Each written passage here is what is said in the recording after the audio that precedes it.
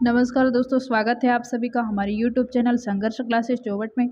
तो आज हम विज्ञान के महत्वपूर्ण 25 प्रश्न लेकर आए हैं जो सभी एग्जाम के लिए बहुत ही इम्पोर्टेंट प्रश्न है। तो चलो स्टार्ट करते हैं। पहला प्रश्न है हमारा, पुष्प का अध्ययन कहलाता है। तो हमारा पहला ऑप्शन है फिनोलॉजी, दूसरा है पोलिनोलॉजी, तीसरा है एंथोलॉजी तथा चौथा है क्रेस्टोलॉजी। तो हमारा सही आंसर होगा एंथोलॉजी। एंथोलॉजी सही आंसर होगा। पुष्प का अध्ययन एंथोलॉजी के अंतर्गत किया जाता है। ठीक है दोस्तों। तो अगला प्रश्न है हमारा, पादप विज्ञान की शाखा कवक शास्त्र में किसका अध्ययन किया जाता है। तो हमारा सही आंसर क्या होगा दोस्तों, जो फफूंद है इसका अध्ययन कवक शास्त्र के अंतर्गत किया जाता है। ठीक है दोस्तों। तो हम अगला प्रश्न देखते हैं। अगला प्रश्न क्या है हमारा, सबसे लंबा जीवित वृक्ष है। तो सबसे लंबा जीवित वृक्ष है हमारा सिकुआ। ये सिकुआ है, सिकुआ नामक वृक्ष है, वो सबसे लंबा वृक्ष है। ठीक है दोस्तों। तो हम अगला प्रश्न देखते हैं। अगला प्रश्न क्या है हमारा, जीव विज्ञान के जनक के नाम से जाने जाते हैं।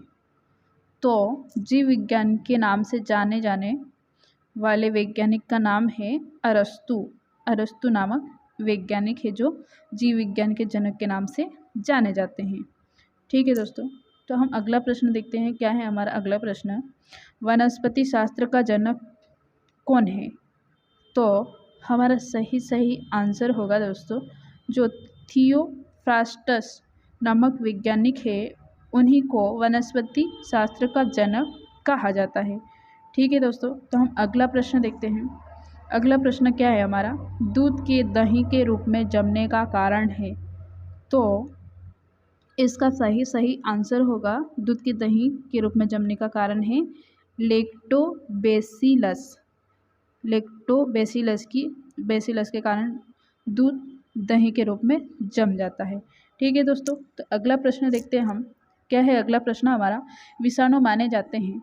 तो सजीव पदार्थ, निर्जीव पदार्थ, सजीव और निर्जीव के बीच एक ट्रांजिशनल ग्रुप, सजीव जो कि शक्ति खो चुके हो। तो हमारा सही आंसर होगा दोस्तों, जो सी वाला है वह सही आंसर होगा। सजीव और निर्जीव के बीच एक ट्रांजिशनल ग्रुप है विषाणु माने जाते हैं। ठीक है दोस्तों। तो हम अगला प्रश्न देखते हैं। अगला प्रश्न क्या है हमारा, बैक्टीरिया में पाया जाने वाला प्रकाश संश्लेषण आशय कहलाता है। तो हमारा सही आंसर क्या होगा दोस्तों, वर्णकील कवक। वर्णकील कवक सही आंसर होगा। ठीक है दोस्तों। तो हम अगला प्रश्न देखते हैं। अगला प्रश्न क्या है हमारा, वास्तविक केंद्र किसमें अनुपस्थित होता है। तो जो वास्तविक केंद्र है वो जीवाणु में अनुपस्थित होता है। जीवाणु में अनुपस्थित होता है। ठीक है दोस्तों। तो हम अगला प्रश्न देखते हैं। अगला प्रश्न क्या है हमारा, अगला प्रश्न है, जीवाणु की साधारण आकृति क्या होती है। तो जो जीवाणु होता है उसकी साधारण आकृति होती है छड़ी के रूप में होती है। जीवाणु की आकृति जो छड़ी होती है उसके रूप में होती है।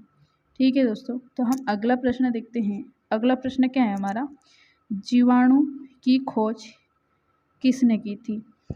तो जीवाणु की खोज फ्लेमिंग, लेम्बल, टेमिन, ल्यूवेनहुक। तो हमारा सही आंसर होगा दोस्तों, ल्यूवेनहुक नामक वैज्ञानिक ने जीवाणु की खोज की थी। ठीक है दोस्तों।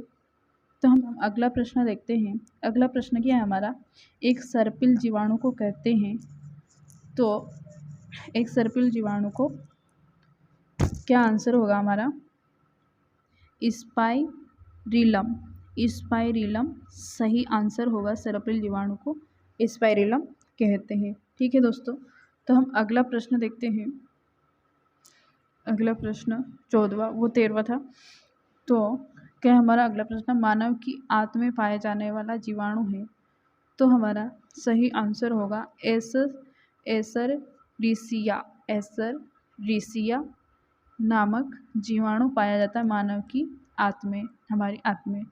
ठीक है दोस्तों। तो हम अगला प्रश्न देखते हैं। अगला प्रश्न क्या है, लिटमस किस में से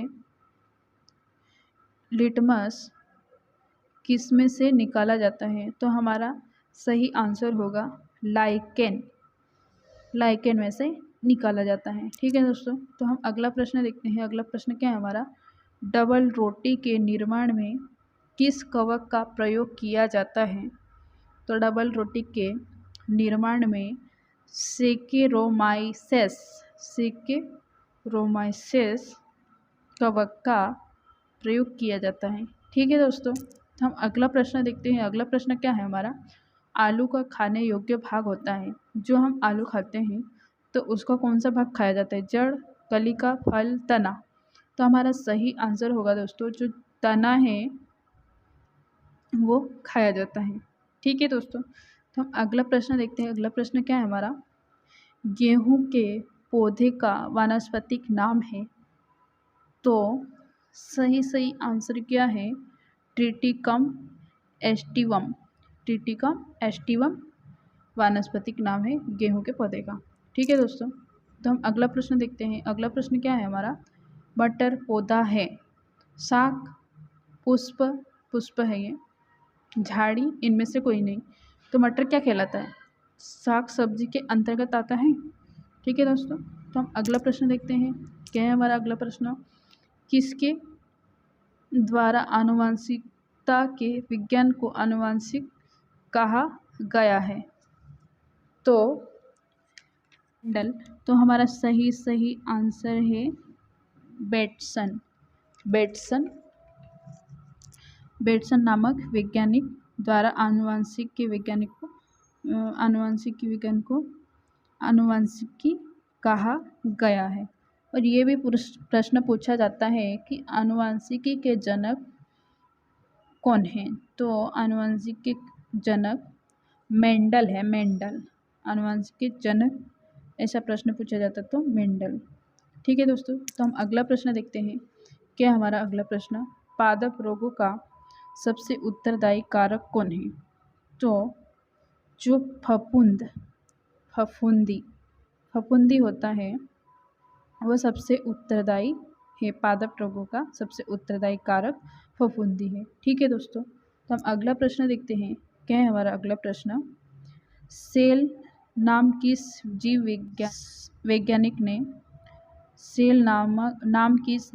वैज्ञानिक ने सर्वप्रथम दिया था?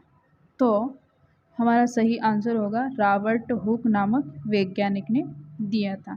ठीक है दोस्तों, तो हम अगला प्रश्न देखते हैं। क्या है हमारा अगला प्रश्न? हो गया।